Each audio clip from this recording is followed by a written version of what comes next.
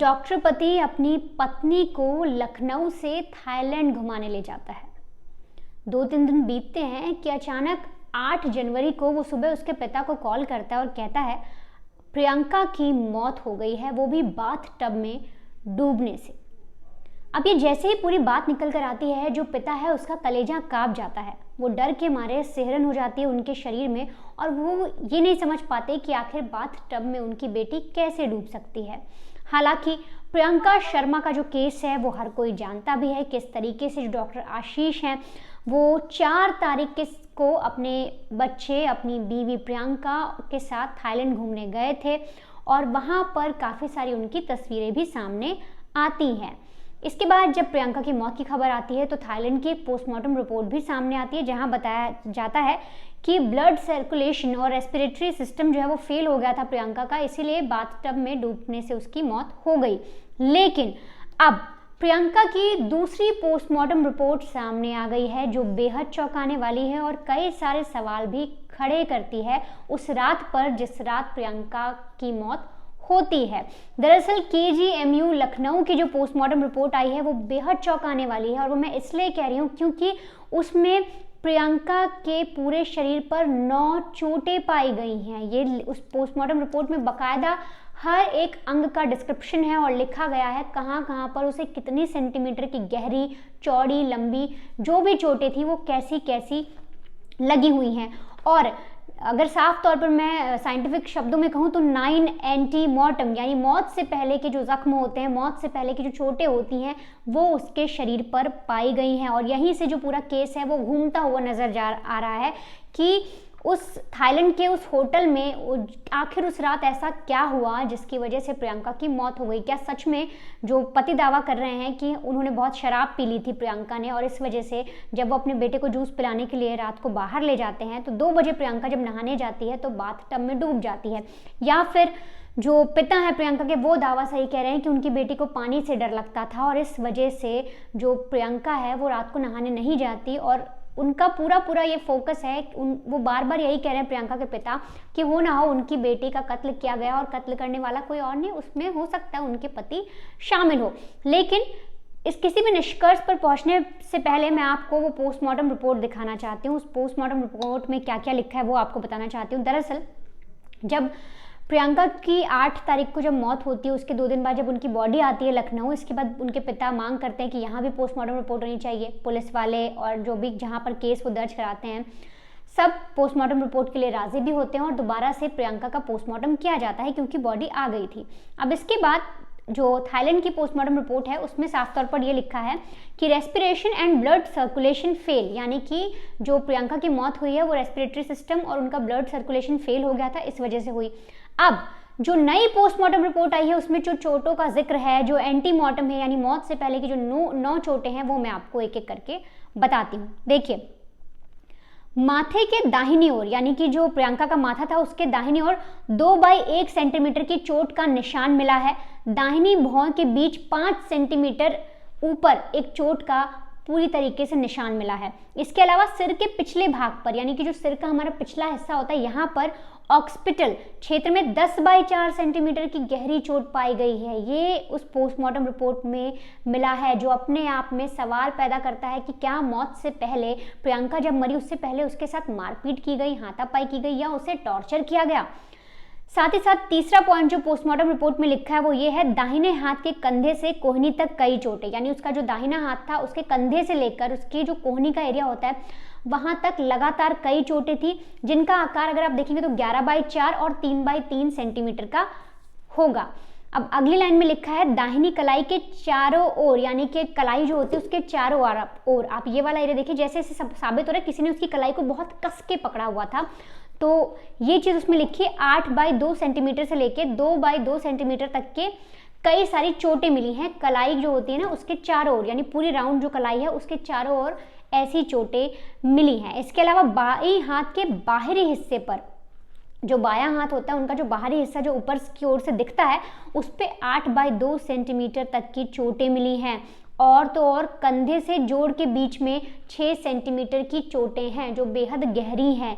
और साथ ही बाई कलाई पर चोट मैंने आपको बताई, पहले दाहिनी कलाई पर तो चोट थी ही, बाई कलाई पर भी चोट है जो 2 बाई 2 सेंटीमीटर की है। इसके अलावा ऊपरी शरीर का आपने देखा कि उनके जो शोल्डर से लेकर कोहनी तक का एरिया, वहां पर चोटें हैं, कलाई पर चोटें हैं, बाएं हाथ दाएं हाथ पर चोटें हैं, सिर के पीछे चोट है, भौं के ऊपर जो माथे का एरिया होता है यहाँ पर गहरी चोट है 2 बाई 1 सेंटीमीटर की। इसके अलावा पैर पर भी बुरी तरीके से चोटें हैं। उस पर साफ तौर पर लिखा है दाहिनी पैर के अगले हिस्से पर 3 बाई 2 सेंटीमीटर के जो चोट हैं उनके निशान बने हुए हैं। साथ ही साथ दाहिने घुटने के जोड़ से 16 सेंटीमीटर नीचे भी चोट लगी हुई है। इसके अलावा दाहिने पैर के बीच भाग पर 2 बाई 2 इंच के चोट के निशान हैं और दाहिने टखने के जोड़े पर 15 सेंटीमीटर ऊपर भी बेहद गंभीर चोट का निशान है। इसके अलावा उनके पीठ के दाहिने हिस्से पे भी 10 बाई 10 सेंटीमीटर की 3 चोटें लगी हुई हैं। यानी इससे जाहिर हो रहा है जिस तरह से चोटें मैंने आपको बताई कि 9 चोटों का जिक्र किया गया है उसमें, और साथ ही साथ ये सारी चोटें अगर आप ध्यान से सुने, आपने देखी हो कि कहाँ कहाँ पर मैंने आपको किस किस हिस्से में बताया, तो पता लग रहा है कि उनके साथ फोर्सफुली कुछ किया गया था, उनके हाथों को पकड़ा गया, उनकी पीठ पर चोट है, उनके पैर पर चोट है। यानी इससे दिखा रहा है कि उन्हें मारा पीटा गया हो, ऐसा हो सकता है।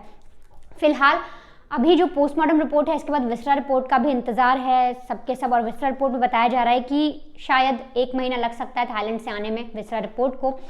उसके बाद ही कुछ और चीज़ें सामने आएंगी। लेकिन ऐसे में जो प्रियंका के पति हैं उन्होंने भी जमानत की अर्जी लगा दी है, क्योंकि पूरा शक उन्हीं की तरफ जा रहा है। पिता भी बार बार यही कह रहे हैं कि उसने ही मेरी बेटी के साथ कुछ किया है। और तो और जो विदेश मंत्रालय से पुलिस वालों ने क्राइम सीन रिक्रिएट करने के लिए भी हेल्प मांगी और कहा है कि आप हमें इसका अनुमति दीजिए ताकि हम क्राइम सीन को रिक्रिएट कर सके, वहाँ पर कब क्या हुआ। और माफ़ करिएगा, मैंने आपको कहा था विसरा रिपोर्ट को आने में 1 महीना लगेगा, बल्कि यहाँ पर जो अपडेट है उसके साथ ये बताया गया कि 2 महीने लग सकते हैं थाईलैंड से विसरा रिपोर्ट आने में। और तो और अब जो पिताजी हैं, मैंने आपको पहले भी पूरा केस ठीक से समझाया था और आज भी दोबारा बता रही हूँ कि उनके पिताजी ने किस तरीके से आरोप लगाए हैं। एक बार आप पिताजी की जुबानी सुनिए, फिर मैं आगे आपको कुछ और बताती हूँ। 2017 को हुई थी और बीच में तो सब ठीक ठाक रहा। उसके बाद से उसका बेटा पैदा हुआ। बेटा के पैदा होने के बाद से कुछ महीनों बाद से उसके लाइफ में थोड़ा सा तनाव आने लगा, इसलिए कि उसकी पति के संपर्क में कोई एक महिला आई थी। होता था कि मार पीट भी करता था। एक बार उसने मार के हाथ भी तोड़ दिया था। एक बार ऐसा मारा कि उसके कान के पर्दे भी फट गए थे। इस तरह की वाक़या होती रही। लेकिन 4-5 महीना में हम लोग से काफ़ी उनका है ना आना जाना रहा। उसके बाद से ये लोग यहाँ से गए, 4 जनवरी को गए, थाईलैंड गए।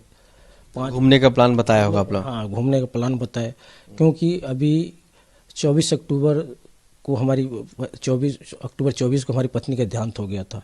तो काफ़ी वो नर्वस रहा करती थी। तो हमसे बता रहे थे कि हमारे हस्बैंड बोले कि चलो तुम घुमाओ कहीं, तुम्हारा मूड फ्रेश हो जाए। तो ये कह के गई कि हम जा रहे हैं वहाँ घूमने। और ये 5 तारीख को वहाँ थाईलैंड पहुँचे। उसके बाद से 7 तारीख की रात, नहीं 8 तारीख को सुबह हमें लगभग 3 बजे के आसपास फ़ोन आता है वहाँ से। कितने दिनों के लिए गए थे? कि प्रियंका नहीं रही। हमने क्या हो गया? बोले कि हम हॉस्पिटल में, और वो बाथ टब में डूब करके उसकी डेथ हो गई है। तो मैंने पूछा कि इस समय कौन 2 बजे नहाता है? करें नहीं, हम लोग घूमने उमने गए थे, मसाज कराए और उसके बाद से आए। तो उन्होंने जो बताया कि हम भी ड्रिंक किए, वो भी ड्रिंक की, और उसके बाद से हम बेटे के लिए जूस लेने चले गए और ये बाथ टब में नहाने चली गई। जबकि हमें ये पता है कि वो पानी से बहुत डरती थी। अच्छा, पानी से डरती थी? बहुत डरती। कहीं भी वाटर पार्क तो कभी जाती ही नहीं थी वो, है ना। पानी से बहुत डरती थी और 2 बजे रात में नहाने का कोई मतलब नहीं समझ में आया हमको। इसके बाद से मैंने इनसे बात किया, है ना, तो क्या बॉडी लाने के लिए क्या है वहाँ ये है, कैसे लाएंगे? तो बोले कि हमारे पापा और हमारे जीजा, हमारी मम्मी आ गई हैं और हम प्रियंका दूसरे फ्लाइट से आएगी और हम लोग दूसरे फ्लाइट से आएंगे। शाम को बात हुई। दूसरे रोज़ सुबह उन्होंने फ़ोन कर बता रहे हैं कि पापा हम तो लखनऊ आ गए। हम शौक रह गए कि बेटी वहीं पर, उसके भी पोस्टमार्टम नहीं हुई, लखनऊ पहुंच गए। जैसे हमसे बताए थे कि 11 तारीख को पोस्टमार्टम होगा, 10 हाँ, और 11 तारीख को लोग यहाँ पहुँच गए। तो ये थोड़ा हमें शंका लगा कि इस तरह की बेटी को वहीं छोड़ करके यहाँ आ जाना, यही है शक। इसीलिए लग रहा है कि एक तो पानी से डरती थी, बाथ टाइप में जैसे बोलने बाथ टाइप की उसे आदत थी, बाथ टाइप में हमें पूरी जानकारी कि बाथ टाइप में वो नहाती नहीं थी, पानी से उसको बहुत डर लगता। रात में तो और अक्सर नहीं, रात में कभी नहीं नहाती थी वो। घटना के दिन आप लोगों से बात हुई थी फोन पे क्या उस बारे में, जब वो होटल पहुंची थी उससे उस दिन? हाँ, उस दिन शाम को उससे थोड़ा सा बात हुई थी हमसे, है ना। तो एक उन्होंने वीडियो उसने डाला था, तो उसमें हमने सुना था वो कह रही है कि जो सच्चा प्यार करते हैं उसकी इज्जत नहीं होती है, कद्र नहीं होती है इतना। और उसके बाद से हमसे बात भी की, लेकिन है ना आखिरी उसका मेरे पास वीडियो आया था रात पहले, है ना। उस पर वहाँ पर वो खाना वाना खाई थी और काफ़ी वहाँ बता रही थी पता नहीं क्या खा लिए कि हमको काफ़ी उल्टी हुई, एकदम नशा हो गया। और फिर वहाँ होटल में लाए, जिस स्थिति में सोए रहे वैसे ही हम सोए रह गए, इस तरह की बातें बताई थी। लेकिन है ना, और फिर एक दूसरे रात ये घटना घट रही है। तो प्रियंका के पिता का आपने सुना कि वो लगातार अपने ही दामाद पर आरोप लगा रहे हैं, लेकिन अभी तक जो आशीष हैं उनके खिलाफ ऐसे कोई सबूत नहीं है या ऐसा कुछ नहीं है जिससे जाहिर हो कि उन्होंने अपनी बीवी के साथ कुछ गलत किया। बल्कि जो थाईलैंड से तस्वीरें सामने आई उसमें साफ तौर पर देखा जा रहा है कि प्रियंका अपने पति के साथ बेहद खुश थी, वो उस पल को बेहद अच्छे तरीके से एंजॉय कर रही थी। और हो सकता है उन्होंने अपने पति के साथ उस रात शराब ज़्यादा पी ली हो और इसी वजह से वो बाथटब में नशे में होंगी, उस वक्त वो स्लिप कर गई या इतना होश नहीं रहा, वो पानी में डूब गई। लेकिन पिता की बात पर भी गौर करना चाहिए। और साथ ही साथ अब जो पोस्टमार्टम रिपोर्ट आई है वो कई तरीके के सवाल खड़े कर रही है और ये पूरे केस को अलग ही मोड़ दे रही है। लेकिन आपको कुछ चीज़ें और बताऊं कि साल 2017 में प्रियंका और आशीष दोनों की लव मैरिज हुई थी। ये दोनों एक दूसरे से बेहद प्यार करते थे। 20 में बेटे को जन्म देते हैं। उसके बाद प्रियंका और आशीष के बीच कुछ ठीक नहीं रहता। पिता के आरोप के मुताबिक आशीष किसी और लड़की के साथ उनका अफेयर हो जाता है, ऐसा इनके पिता का कहना है, प्रियंका के पिता का। हालांकि आशीष की तरफ से इस पर कोई बयानबाजी नहीं की गई है, लेकिन जब ऐसी चीज़ें सामने होती हैं तो प्रियंका उसका विरोध करती है, फिर मारपीट शुरू होती है। और इसके लिए 2021 में पुलिस स्टेशन में प्रियंका ने अपने पति के खिलाफ एक FIR भी दर्ज कराई थी कि वो मेरे साथ मारपीट करता है। लेकिन परिवार ने समझाया बुझाया, दोनों ससुराल पक्ष ने, घर मायका पक्ष ने, जिसके बाद प्रियंका और आशीष फिर से ठीक तरीके से सही रहने लग गए, साथ रहने लग गए। लेकिन इसके बाद अचानक 2025 की शुरुआत में ही वो अपनी पत्नी को घुमाने ले जाता है और वहाँ पर इस तरीके से संदिग्ध हालत में मौत हो जाना कई सारे सवाल खड़े करता है। फिलहाल इस पूरे मामले में जो पिता हैं उन्होंने पूरी तरीके से दामाद पर आरोप मढ़ दिए हैं। वहीं जो ससुराल पक्ष है उसमें जो प्रियंका के ससुर हैं वो भी ये कह रहे हैं, वो भी अपनी पत्नी, वो भी माफ़ करेगा, अपनी बहू पर आरोप लगा रहे हैं। और तो और जो पति है वो भी बार बार अपनी बीवी के बारे में बहुत सारी ऐसी चीज़ें कह रहे हैं। वो कह रहे हैं कि उन्होंने शराब पी ली थी, इसमें उनका कोई दोष नहीं है।